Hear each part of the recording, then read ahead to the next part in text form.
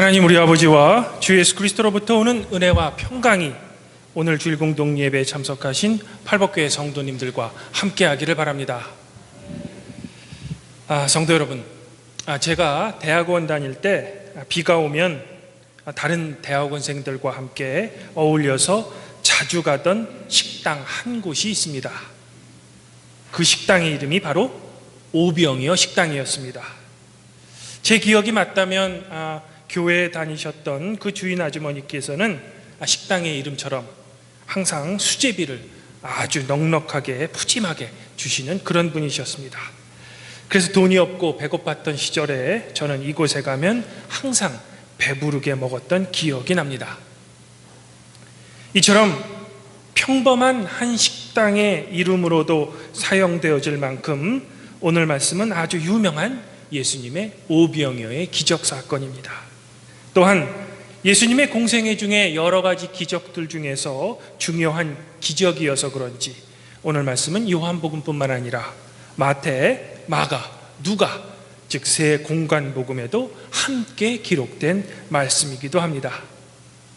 이렇게 유명한 말씀이어서 그런지 오병이어의 기적에 대한 해석은 지금까지 다양하게 시도되어 왔습니다.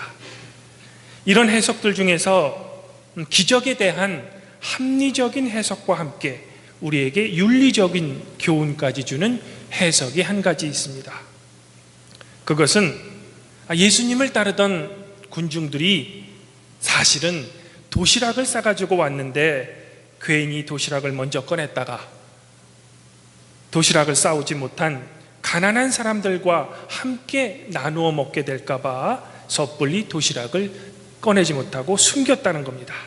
그런데 한 어린아이가 도시락을 꺼내자 이에 부끄러움을 느낀 어른들이 자신들의 도시락을 꺼내어 결국에는 함께 나누어 먹었다는 해석입니다. 사실 이런 해석은 믿지 않는 사람들에게도 나눔이라는 윤리적인 교훈과 함께 성경 속의 기적에 대해 이성적으로 매우 합리적인 설명을 제시해주는 해석입니다. 그러나 정작 오늘 말씀에서 가장 중요한 예수님의 기적은 사라져버리고 맙니다. 이런 이유로 저는 지난주에 제가 설교한 일부분을 성도 여러분들께 다시 한번 말씀드리고 싶습니다. 그것은 성경 속의 기적이란 과학의 영역에 속한 것이 아니라 믿음의 영역에 속한 것이라는 것입니다. 그렇다면 제가 믿음의 영역에서 바라본 또 한 가지 다른 해석을 더 말씀드리고자 합니다. 이 해석은 과거 한국교회에서 많이 설교되었던 내용으로 물고기 5마리와 떡 2개를 예수님께 드린 어린아이의 헌신에 초점을 맞춘 해석입니다.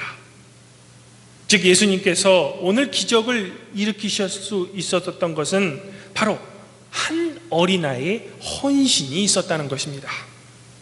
이처럼 어린아이가 자신이 가지고 있던 떡 5개와 물고기 2마리를 예수님께 바쳤을 때 놀라운 기적이 일어났던 것처럼 성도들이 교회에 헌금을 많이 드릴 때 교회 내에 놀라운 기적이 일어난다고 설교하는 것입니다. 사실 이런 해석은 교회 재정이나 목회에는 도움이 될지 모르겠습니다. 그러나 이런 해석은 자칫하면 예수님의 기적은 인간의 헌신이 있어야만 가능하다라는 잘못된 해석을 낳을 위험이 있습니다. 사실 우리 예수님께서 하시고자 결심하셨으면 물고기 2마리와 떡 5개가 아니라 주변에 많이 있었을 돌을 가지고서라도 오병이어의 기적을 충분히 보여주셨을 것입니다. 그리고 만일 저의 주장대로 예수님께서 이처럼 돌을 가지고 떡을 만들었다면 오늘 기적에 대한 사람들의 놀람의 정도는 가히 충격적이었을 것입니다. 이런 의미에서 오늘 말씀 중에 어린아이가 가지고 온 떡 5개와 물고기 2마리의 의미는 아마도 이 많은 사람들에게 이것이 무슨 소용이 있겠습니까? 라고 말하는 안드레의 말 액면 그대로 남자만 5천 명이었던 이 사람들을 먹이는 것은 도저히 불가능한 일이라는 것을 우리에게 보여주는 일종의 지표였을 것입니다. 그렇다면 도대체 오늘 오병이어의 기적 사건은 우리 그리스도인들에게 주는 의미는 무엇일까? 그것은 바로 예수님의 오병이어의 기적은 말 그대로 예수님의 기적을 우리에게 보여주는 사건이었다는 것입니다. 그리고 이 기적을 통해 예수님 당신 자신이야말로 진정한 하나님의 아들이다 라는 것을 우리에게 극명하게 보여주는 사건이었다는 것입니다. 하지만 우리 그리스도인들이 이 오병이어의 기적을 우리의 굳건한 믿음으로 받아들이며 그저 아멘 하면 될까? 실제로 그럴지도 모릅니다. 그러나 그것만으로는 충분하지 못합니다. 과거의 전통에 과감한 질문을 던짐으로써 과거와 현대를 소통해야만 하는 우리 그리스도인들은 오늘 말씀 속의 과거 2000년의 오병이어의 기적 사건이 현대라는 지금 이 시대를 살아가는 우리 성도들에게는 과연 어떤 현대적인 의미를 주는지 그것에 대해 우리는 반드시 함께 고민해 봐야 합니다. 즉 앞서 설명한 기적에 대한 합리적인 설명 또는 나눔과 헌신이라는 덕목에 대한 신앙적 교훈을 넘어서는 우리 공동체만의 고민이 반드시 있어야만 한다는 것입니다. 사랑하는 성도 여러분, 이런 의미로 저는 오늘 예수님께서 많은 사람들이 당신 자신을 따르는 것을 보신 후에 빌립에게 하신 우리가 어디에서 떡을 사다가 이 사람들을 먹이겠느냐라는 예수님의 말씀에 집중하고자 합니다. 사실 예수님께서 많은 제자들 중에 굳이 빌립에게 이런 질문을 하신 이유는 아마도 빌립이 이곳에서 멀리 떨어지지 않은 벳세다 출신이기 때문일 것입니다. 즉 그는 이 지역에 대해서 잘 알고 있는 제자였기에 예수님께서는 이런 질문을 빌립에게 하신 것입니다. 이에 대해 빌립이 예수님께 이렇게 대답했습니다. 이 사람들에게 조금씩이라도 먹게 하려면 떡 200데나리온을 어치를 가지고도 충분하지 못할 것입니다. 빌립의 이 대답은 아주 현실적이며 똑똑한 대답입니다. 지금 모인 인원이 너무 많아서 현실적으로는 이 사람들을 모두 먹이는 것은 불가능하다는 이야기입니다. 그런데 빌립이 계산한 200데나리온은 당시 1일 노동자의 8개월치 정도의 월급입니다. 즉 상당히 큰 돈입니다. 그런데 이렇게 큰 돈으로 빵을 사서 이들에게 나누어 준다고 해도 배부르게 먹이는 것이 아니라 조금씩밖에 줄 수 없다면 당시 예수님을 따르던 사람들의 숫자가 엄청났다는 말입니다. 후에 남자만 5천 명이었다고 하니 실제로는 더 많은 사람들이 예수님의 뒤를 따랐던 것 같습니다. 이제 이런 빌립의 대답 후에 베드로의 형제인 안드레가 예수님께 이렇게 물어봅니다. 여기에 보리떡 5개와 물고기 2마리를 가지고 있는 한 아이가 있습니다. 그러나 이것이 이렇게 많은 사람들에게 무슨 소용이 있겠습니까? 앞서 말씀드렸지만 안드레의 이 보고는 예수님의 기적에는 인간의 헌신이 필요하다는 교훈을 주기보다는 말 그대로 이 많은 사람들을 먹이는 것은 불가능하다는 것입니다. 그런데 이제 이런 두 제자들의 부정적인 답변을 전해들은 예수님께서는 그냥 이 사람들을 앉게 하라 라고 말씀하실 뿐입니다. 그리고 안드레가 보고한 아이가 가지고 있는 떡과 물고기를 들어서 감사기도 하신 후에 사람들에게 나누어 주셨다는 것입니다. 그런데 놀랍게도 보리떡 5개와 물고기 2마리로 5천 명이나 되는 사람들을 다 배불리 먹이고도 남은 조각 또한 12바구니에 찼다는 것입니다. 이 얼마나 놀라운 예수님의 이적이며 예수님의 은혜란 말입니까? 성도 여러분, 그런데 예수님께서 빌립에게 하신 질문인 우리가 어디에서 떡을 사다가 이 사람들을 먹이겠느냐 라는 예수님의 질문에서 중요한 핵심은 어디에서라는 단어입니다. 바꿔 말하면 누가 이들을 먹일 수 있을까라는 질문입니다. 이에 대해 빌립은 이 사람들을 먹이기 위해서는 빵을 살 돈이 필요하다는 아주 현실적인 대답을 한 것입니다. 그러나 사실 예수님의 이 질문에 대한 대답은 하나님의 백성은 하나님께서 하나님의 방법으로 먹이신다는 것을 말씀하고자 하신 것입니다. 즉 예수님께서는 이 질문을 하나님 나라의 관점에서 물어보신 것이지만 빌립은 세상적인 관점에서 대답한 것입니다. 다른 말로 하면 빌립의 입장에서는 사람이 먹고 사는 문제는 세상적인 것이니 당연히 세상적인 방법으로 예수님께 답변한 것입니다.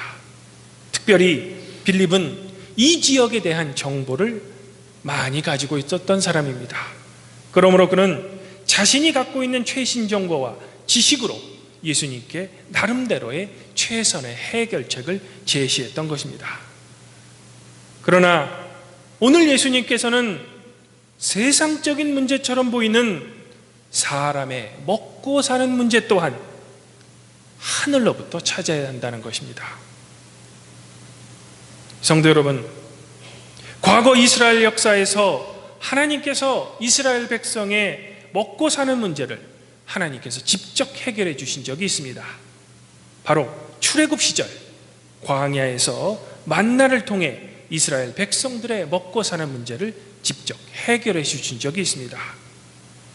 그러나 하나님께서 이 만나의 이적을 통해 이스라엘 백성들에게 바라셨던 것은 그저 이스라엘 백성들의 먹고 사는 문제를 그들의 수고도 없이 그저 하나님께서 공급해 주신다는 것을 믿게 하기 위함이 아니었습니다.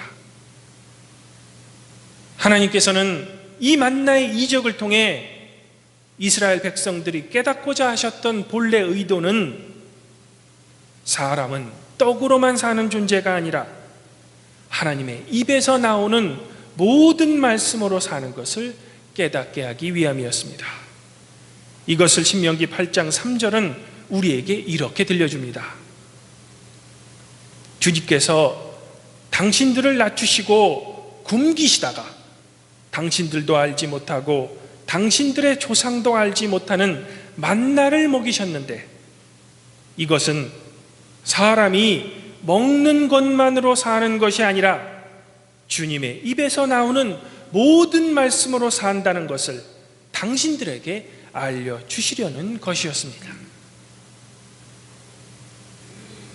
오늘 예수님께서는 이스라엘의 과거를 기억하는 명절인 이 유월절에 이러한 만나 사건을 사람들의 눈앞에서 생생하게 재현하심으로써 예수님을 따르던 사람들이 이 신명기 8장 3절의 말씀을 기억해내고 사람에게 필요한 것은 떡만이 아니라 하나님의 말씀이 필요하다는 것을 온전히 깨닫기를 바라셨던 것입니다. 그러나 예수님께서 이 오병이어의 기적을 통해 사람들의 육적인 배고픔을 해결해 주었을 때 사람들의 반응은 그저 예수님을 환영하며 자신들의 왕으로 삼고자 했던 것입니다. 왜?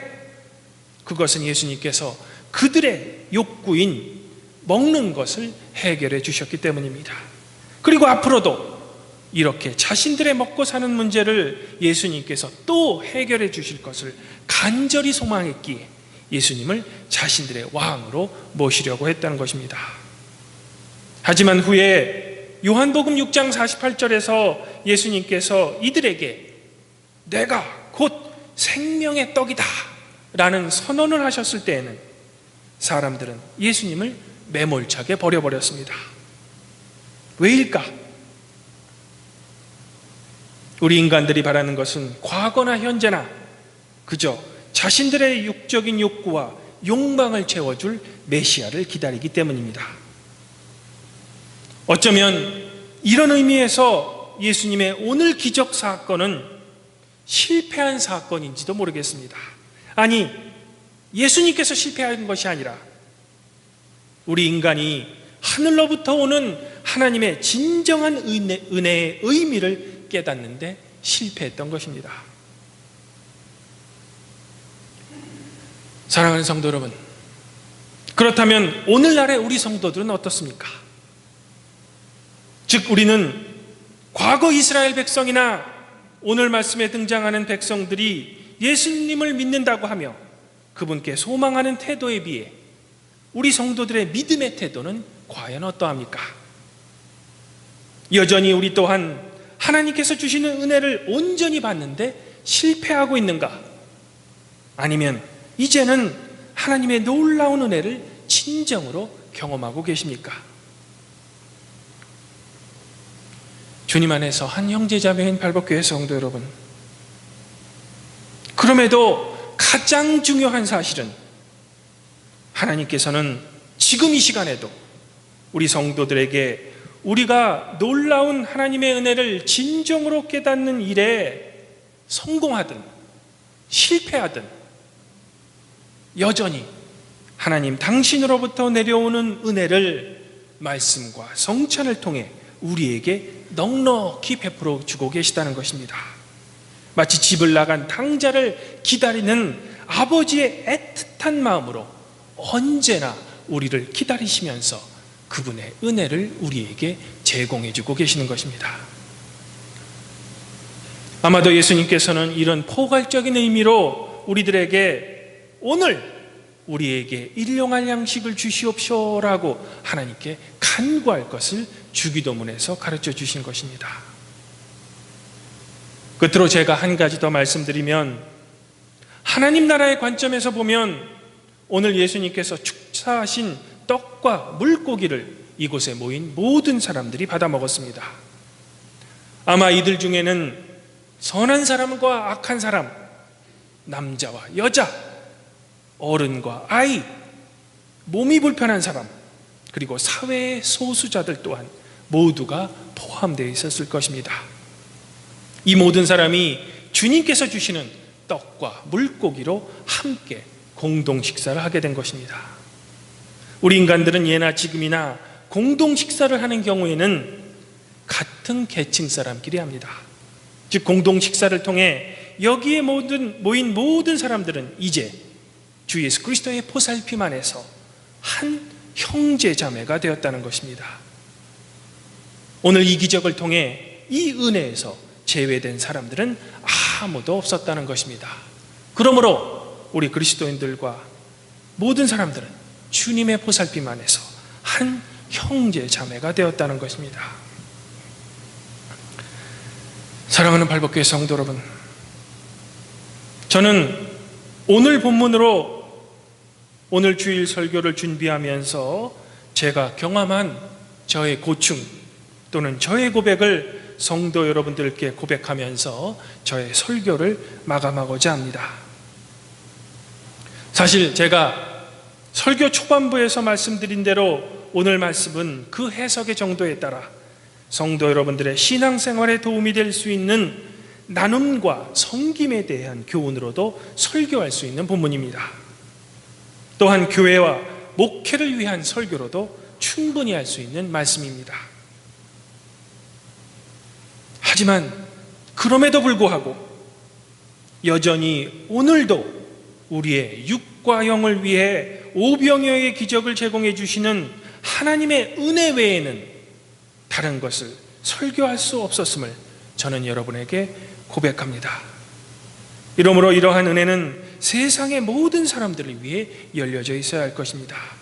그러므로 하나님 나라를 꿈꾸는 우리들에게는 그 어떠한 차별도 없어야 할 것입니다.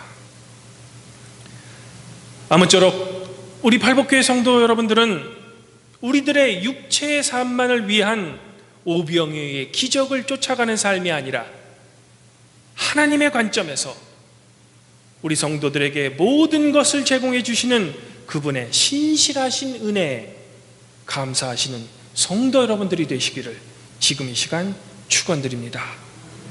그리하면 모든 지각에 뛰어나신 하나님의 평강이 그리스도 예수 안에서 성도 여러분들의 마음과 생각을 지켜주실 것입니다.